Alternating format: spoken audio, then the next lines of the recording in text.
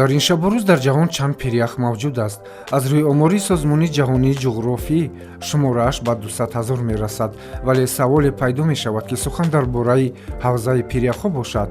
Пас миқдори пиряхҳои хурду калон кадом шумораро ташкил медиҳад? Дар ин сурат ба атласи пиряхҳои ҷаҳон муроҷиат кардан беҳтар мебуд, вале то ҳанӯз носаҳеҳ мебошад. Зеро дилхоҳ пиряхи калон ҳавзаи хоси худро дораду масалан ҳавзаи пиряхи Федченко як системае мебошад, ки беш аз 100 пиряхи хурду калонро дар бар гирифта, пиряхи зарафшон бошад аз 32 шоха иборат мебошад. яке аз роҳҳои пешгирии коҳишёбӣ чӣ захираи об бошад, чӣ обшавии пиряхҳо бошад, ин ҳамон қабул намудани барномаи давлати кабудизоркунӣ то соли 2040 аст, ки ман фикр мекунам дар ин самт аллакай тамоми вазорати идораҳо яъне кӯшиш ба харҷ медиҳанд ва ҷумҳурии Тоҷикистон аз лиҳозе ки ҷумҳурии кӯҳсор аст ва ҳамагӣ 7% дар ҳамворӣ аст ва ҳатто масоати пиряхҳое ки дар ҷумҳурии Тоҷикистон маҳфуз шуданд аз 6 то 8%-ро ташкил медиҳад. Яъне ин қариб ки ба ҳамон масоати ҳамворӣ ба масоати пиряхҳое ки ҷумҳурии Тоҷикистон дар он фаро гирифта шудааст баробар аст. Яъне аз он шаҳодат медиҳад, ки индикатори ёки нишондиҳандаи асосии тағйирёбии иқлим метавон аз рӯи ҳамин пиряхҳо муайян намуд ва пешвои маъзами миллат борҳо таъкид намуданд, ки танҳо як пиряхи ванҷиях, яъне пиряхи Федченко метавонад майдони баргузор намудани тадқиқотҳои сатҳи байналмилалӣ муштарак гардад ва дар асоси ин таҳқиқотҳо тағйирёбии иқлим барои садсолаҳои оянда муайян гардад. дар самти омӯзиши пиряхҳо дар таи чанд соли охир ҷумҳурии Тоҷикистон дар ҷаҳон дар мавқеи пешсаф қарор дошта. аввалин маротиба дар сатҳи байналмилалӣ қонуни ҷумҳурии Тоҷикистон дар бораи ҳифзи пиряхҳо қабул гардид. ҳамчунин каталоги нави пиряхҳои Тоҷикистон бояд дар 50 ҷилд интишор гардад, ки алҳол дар ҳамкории Агентии обу ҳавошиносӣ ва Маркази омӯзиши пиряхҳои Академияи миллии илмҳои Тоҷикистон интишори беш аз 10 ҷилди он ба анҷом расида. як армуғони арзанда бахшида ба конферонсияи ҷаҳонии ҳифзи пиряхҳо мебошад, ки рӯзҳои 29 то 31 майи соли ҷорӣ дар шаҳри Душанбе баргузор мегардад. дар солҳои пешин дар аввал тадқиқотчиён маҷбур буданд, ки гирди пиряхҳоро давр зананд, то ки як маълумоти дақиқе биёранд. ин дар назар дорам ман солҳои аввалии тадқиқотҳо. сипас пас аз оне ки тайёраҳо баромаданд, яъне ки самолётҳо пай доштанд, аэрофотосъёмкаҳо пайдо гардиданд, пурра тартиб дода шуданд, аз он усулҳо истифода бурданд. ва имрӯз мо ҳамагон шоҳид ҳастем, ки аз чандин барномаҳои компютерӣ вуҷуд доранд, ки аз он бевосита истифода бурда дар бораи ҳар як объекти географӣ новобаста аз шаклаш кӯл, кӯҳ, пирях ва дигар объектҳои табиӣ бо маълумот дастрас намоем. он каталоге ки солҳои 70-уми асри гузашта тартиб дода шуда буд, то имрӯз бо таъсири омилҳои табиӣ, бо таъсири тағйирёбии иқлим хеле тағйиротҳои ҷиддӣ ба назар мерасад ва ин фарқиятро мо дар омӯзиши ин каталогҳо хоҳем дид. яъне ки то кадом андоза пиряхҳои мо ақибнишинӣ намуданд, то кадом андоза ҳаракат мекунанд, то кадом андоза масоҳату ҳаҷму захирии онҳо тағйир ёфтааст. ва ин як дастурамале мешавад барои ҳар як корманди илм, барои ҳар як дӯстдори табиат, барои ҳар як хонандае ки дар самти омӯзиши табиати мо имрӯз сару кор мегирад. ва ногуфта намонад, ки имрӯз техникаи технология хеле пеш рафтааст ва бо истифода аз асбобҳои замонавӣ, моҳвораҳо мо олимони мо аз мушоҳидаҳои фосилавӣ истифода бурда дар шакли на танҳо расм, балки дар як шакли хеле мукаммал, биёнги ба шакли 3D гӯем хато намешавад, он расмҳоро дар каталог ҷой доданд, ки ин ба тасаввури ҳар як бинанда ба осонӣ ҷой мегирад ва яъне ки як маълумоти дақиқеро мегирад. чанде пеш кумитаи ҳифзи муҳити зисти назди ҳукумати ҷумҳурии тоҷикистон барои намояндагони воситаҳои ахбори оммаи ватанӣ машварати омӯзиширо баргузор намуд, ки ҳадаф инъикоси васеъ ин ҳамоиши сатҳи баланди ҷаҳонӣ ва омӯзиш оид ба аҳамияти пиряхҳо дар масъалаҳои обу иқлим ва иқтисоди ҷаҳонро дар бар мегирифт.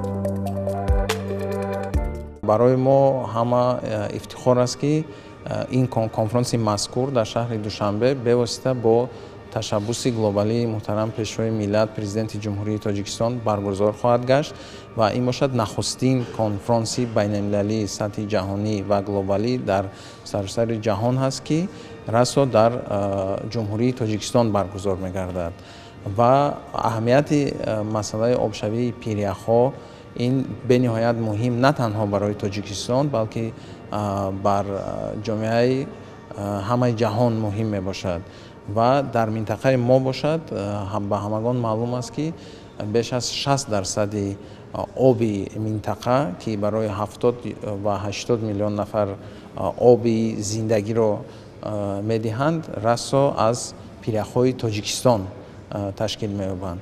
барои ин бошад ҳамин иқдоми бисёр муҳими муҳтарам президенти ҷумҳурии тоҷикистон барои саросари ҷаҳон аҳамияти ҷиддӣ дорад ва бино бар ҳамин беш аз 150 давлати дунё ин ташаббуси тоҷикистонро, ташаббуси роҳбарияти олии кишвари моро дастгирӣ карданд ва соли 2025 ҳамчун соли байналмилалии ҳифзи пиряхҳо дар кулли ҷаҳон баргузор гардидааст.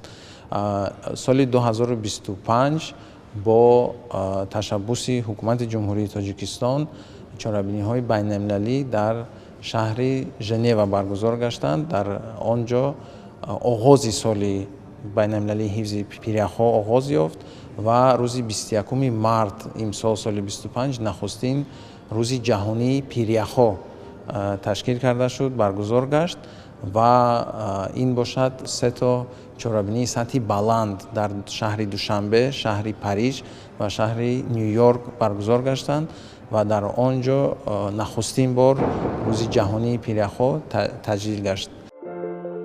ҳоло пиряхҳои кураи замин масоҳати зиёда аз 16 миллион километри мураббаъ ё тақрибан 11% заминро фаро мегиранд. аз ин рӯ яхҳои пирях бузургтарин обанбори оби тоза дар рӯи замин ба шумор рафта, зиёда аз 25 миллион километри мукааб ях доранд, ки тақрибан аз 2 ҳиссаи оби тозаи сайёраро ташкил медиҳад. ҳавзаи пиряхҳо дар бисёр минтақаҳои кӯҳӣ, махсусан ҳимолой, Тионшон, Помир ва дар канори қабатҳои яхбандии Гренландия ва Антарктида мавҷуданд. ҳамин тавр тибқи иттилои расмӣ дар саросари ҷаҳон зиёда аз 200 000 пирях мавҷуд аст. дар ҷумҳурии тоҷикистон зиёда аз 10 000 пиряхҳои хурду калон мавҷуданд, ки масоҳати умумии онҳо 11146 километри мураббаъ мебошад, ки 8% ҳудуди мамлакатро ташкил медиҳад. пиряхҳо асосан дар минтақаҳои Помири шимолӣ ва ғарбӣ ва дар қаторкӯҳҳои Тоҷикистону Зарафшон, Ҳисору Олои Академияи фанҳо, Дарвоз, Бартанг, Аличуру Дарвоз ва Пётр-1 дар баландии аз 3000 то 5300 метр аз сатҳи баҳр ҷойгиранд.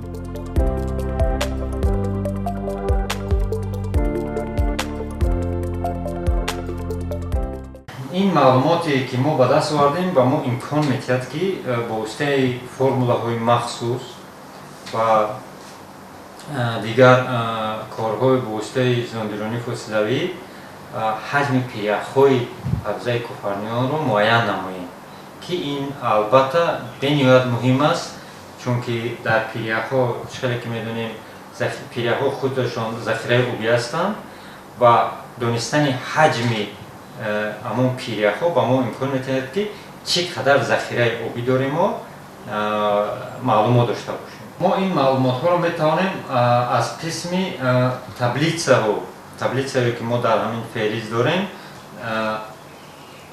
дида бароем ки дар ин ҷо агар пирях рақамӣ бошад, рақамаш омода шуда, агар ки пирях ном гузоштагӣ бошад, дар он ҷо низ ҳамон номи дайро қайд мешавад ва ҳамин пиряхи якпарча чиқале ки мо гуфтем ҳам рақам дорад, ҳам ном дорад.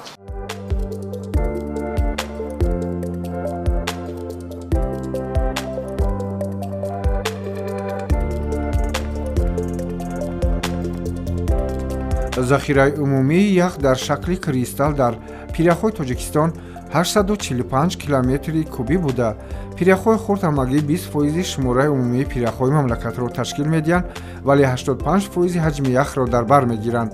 пиряхҳои тоҷикистон 456 километри мукааб об захира намуда, ҳамасола дарёҳои кишварро бо 64,8 километри мукааб об таъмин мекунанд. тоҷикистон бинобар мавқеи ҷуғрофӣ ва иқлимаш яке аз калонтарин минтақаҳои пиряхҳо дар осиёи марказӣ маҳсуб мешавад. пиряхҳои тоҷикистон муҳимтарин манбаи оби ошомиданӣ дар осиёи марказӣ мебошанд.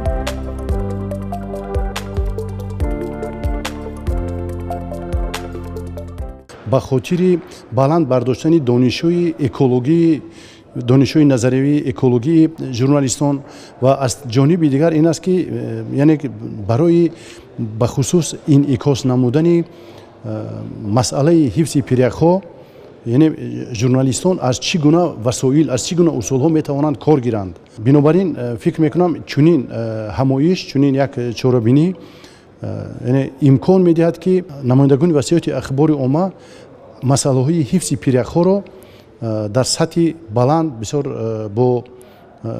ба умма расонанд.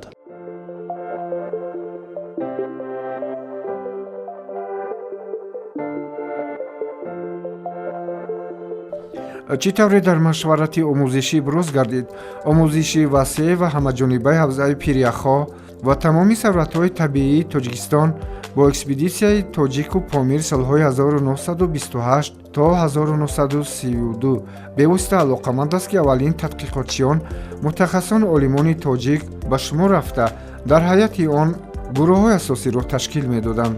Аслан ҳавзаи пиряхҳо дар Тоҷикистон дар минтақаҳои баландкӯҳ дар ҷойҳое ба вуҷуд меоянд ки ҳарорати ҳаво доимо аз сифр паст бошад. Азбаски 93% қаламрави Тоҷикистонро кӯҳҳо фаро гирифта, қариб 50% онро беш аз 3000 метр баландӣ фаро гирифтааст. кӯҳҳои мамлакати мо яке аз марказҳои калонтарини яхбандии абадӣ дар кураи замин ба ҳисоб мераванд. айни замон масоҳати умумии пиряхҳо дар Осиёи марказӣ 17000 километри мураббаъ буда, 60% зиёда аз 10000 пирях дар ҳудуди Тоҷикистон ҷойгир мебошад ва минтақаҳои асосии пиряхшавӣ дар ҳудуди Тоҷикистон ҷойгир мебошанд. хоса дар қаторкӯҳҳои Помир дар атрофи қулъаҳои Инқилоб, Исмоили Сомонӣ, Истиқлол, Ғалаба, Абу Али Сино якчанд пиряхҳои калон мавҷуданд.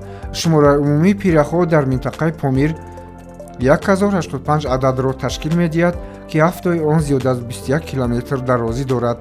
калонтарини онҳо пиряхи машҳури ҷаҳон Фетченко мебошад ки дарозияш 77 километрро ташкил медиҳад. аслан дарозии пиряхи Фетченко шуруъ аз давраи яхбандии лағш 120 километрро ташкил медод ва дар ин давра як баробар масоҳати худро коҳиш додааст. атлас каталоги пиряхҳо ки пиряхи Фетченко яке аз маъмултарин буд, аввал мо онро омода намудем. имрӯз маркази мо бо қариб зиёда аз 10 институтҳои бонуфузи ҷаҳонӣ ҳамкорӣ дорад ва ин имкон дод ки мо лабораторияи бонуфузтаринро дар Осиёи марказӣ ба роҳ монем. мисол омӯхтани пиряхҳо аз нуқтаи назари изотопӣ, пиряхро шикоф карда пиряхро омӯзем ки дар кадом ҳолат аст ва пайдоиши ин пирях чанд ҳазор сол ё миллион сол шудааст ва аз омӯзиши газҳое ки дар таркиби он ҳастанд мо муайян мекунем ки ин пирях дар вақти таназзул аст ё ки аз ҷиҳати таъсири антропология аст. майдони умумии пиряхҳои системаи кӯҳи Ҳисору Олой 1495 километри мураббаъ мебошад. калонтарин пиряхҳо дар минтақаи мазкур дар қаторкӯҳҳои Туркистону Зарафшон низ беш аз 2000 пиряхҳо мавҷуданд ки калонтарини он пиряхи Зарафшон ки бо масоҳати 41 километри мураббаъ мебошад.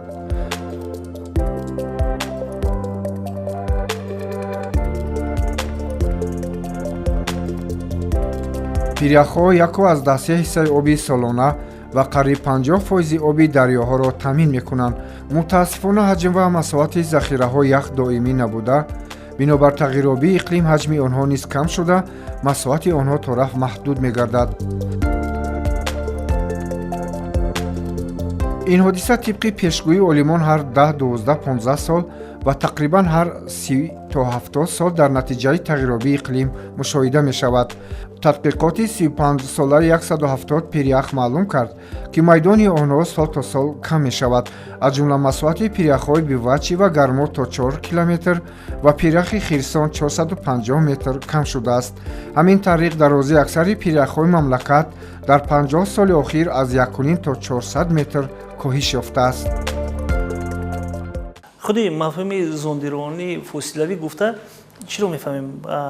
дар бисёр маврид фосилавӣ мегӯем яъне ки як дистансион як масофаи муайян аст, яъне ки омӯзиш дар як масофаи муайян. шумо тасаввур кунед моҳвора дар садҳо километр баландӣ меистад, лекин расме ки он мегираду ва мо дар ба воситаи компютерҳо мушоҳида мекунем чӣ қадар дақиқ, фаҳму равшан ба мо мерасад. яъне ки бевосита дар масофаҳои хеле дур ҳамон ҳар як объекти географӣ ба навор гирифта мешавад ва он коркард карда шуда ба саҳми тадқиқотчию олиму шахси мушоҳидакунанда расонда мешавад. акнун баъзан саволҳое ба мон меояд ки мушоҳидаҳои фосилавӣ мегӯем, яъне ки зондкунонии фосилавӣ аз мушоҳидаи фосилавӣ як фарқияте дорад. вақт аз оне ки мо мушоҳидаи фосилавӣ мегӯем, дар ин ҳолат танҳо дар бораи мушоҳида гап меравад. вақте аз оне ки зондирование мегӯем, мо бо истифода аз техникаи технологияи ҳозиразамон истифода бурда он объекте ки зери назорат, зери тадқиқот қарор мегирад, мо чен карда метавонем дарозӣ, масоҳат, бар ва дигар корҳоеро боз дар ин самт ба анҷом расондан имконпазир аст. бинобар ин ман фикр мекунам зондкунонии фосилавӣ ин нисбатан пурратар аст нисбат ба оне ки мушоҳидаи фосилавӣ мегӯем. зеро дар мушоҳидаи фосилавӣ ин танҳо мушоҳида ба назар мерасад.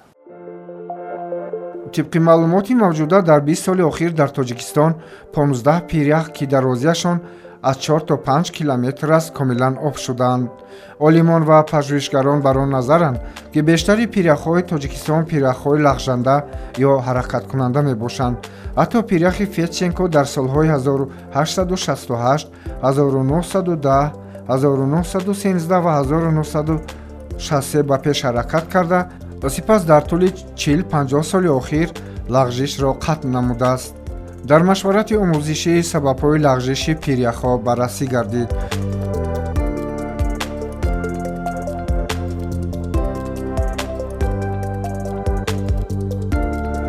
аслан пиряхҳо аз сабаби дар моил ба нишебиҳо ҷойгир шудан бо фишори қабати нави барф ки онро қабати аккумулятсионӣ мегӯянд, ҳамчунин ларзиши кӯҳҳо чун зилзила ба пеш ҳаракат мекунанд.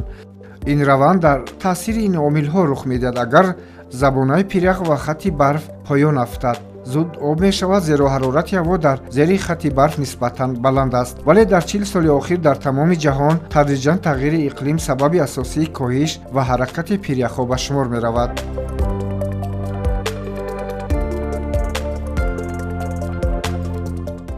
аксҳои кайҳоние ки мо ба даст мебиёрем вобаста ба кадом ҳолат, таърихи кадом рӯз, мисол мо дар кор аст барои таҳқиқот кардан, таърихи ҳамон рӯза мо дар он ҷо ҳамроҳ мекунем, яъне ворид мекунем, ҳамон таърихи ҳамон рӯз кати акса мо мегирем.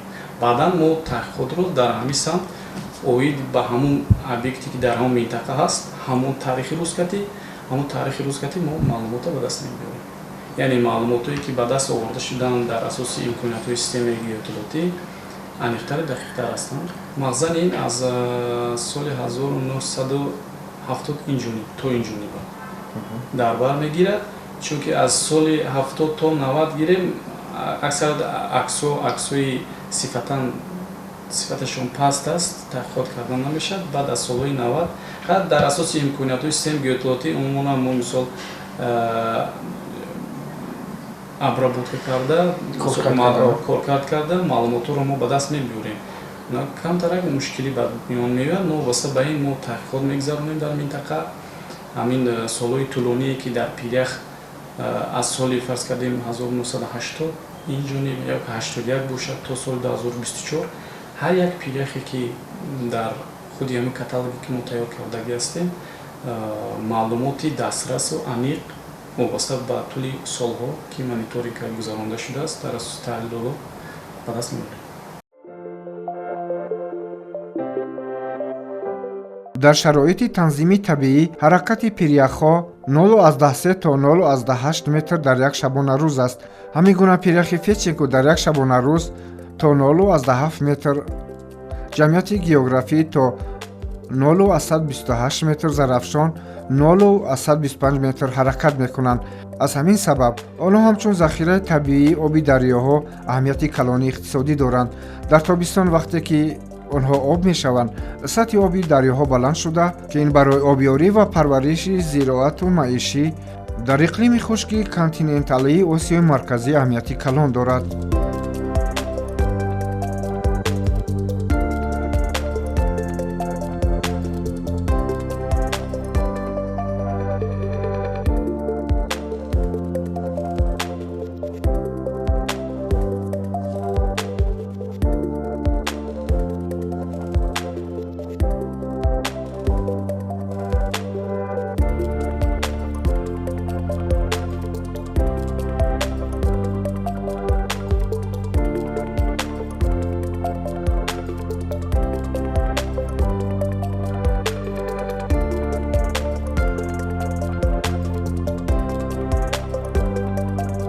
дар машварати омӯзиши коршиносони байналмилалӣ ба ташаббусҳои асосгузори сулҳу ваҳдати миллӣ пешвои миллат, президенти ҷумҳурии Тоҷикистон муҳтарам Эмомалӣ Раҳмон баҳои баланд дода, иброз доштанд, ки маҳз иқдомҳои ҷумҳурии Тоҷикистон дар самти иқлимшиносӣ, коҳиш додани паёмадҳои тағйири иқлим хеле саривақтӣ ва зарурӣ барои аҳли башар мебошанд. маҳз аҳамияти глобалии ин ташаббусҳо буданд, ки дар Ассамблеяи Генералии Созмони Милали Муттаҳид баррасӣ ва барои андешидани чораҳои таъҷилии муҳофизати пиряхҳо нигаронида шудааст.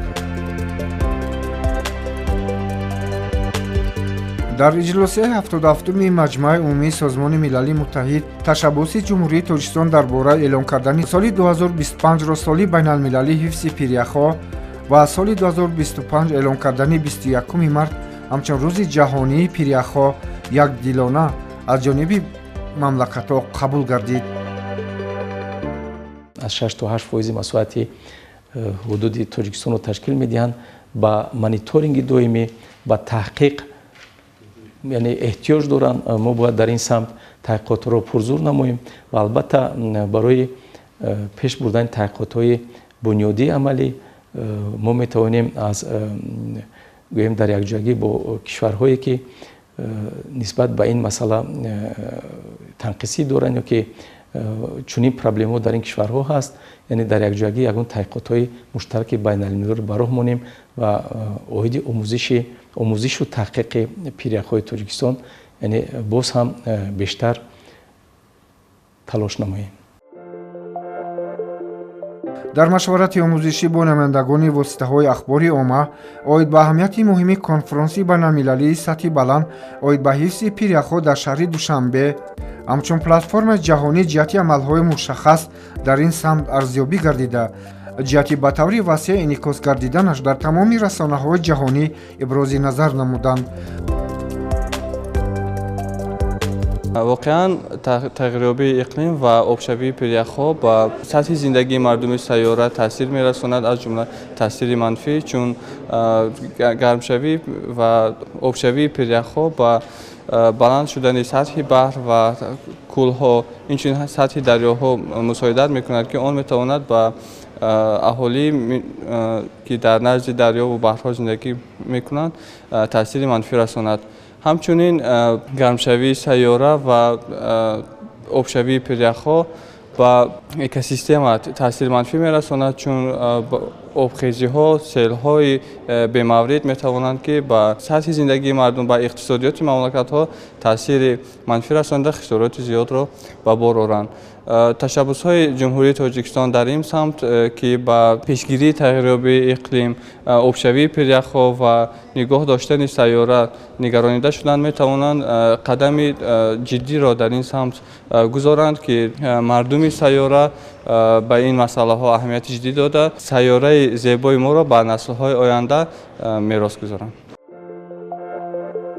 ҳамчунин дар машварати омӯзишии мазкур тадбирҳои ҷумҳурии тоҷикистон ҷиҳати таҳия ва қабули стратегияи миллии кишвари сабз, барномаҳои давлатии кабудизоркунӣ, коҳиш додани таъсири тағйирёбии иқлим, пурра гузаштан ба энергияи сабзро тадбирҳои муҳим ва намунаи пайравӣ барои дигар давлатҳо номида, ба раванди амалигардонии он баҳои баланд доданд.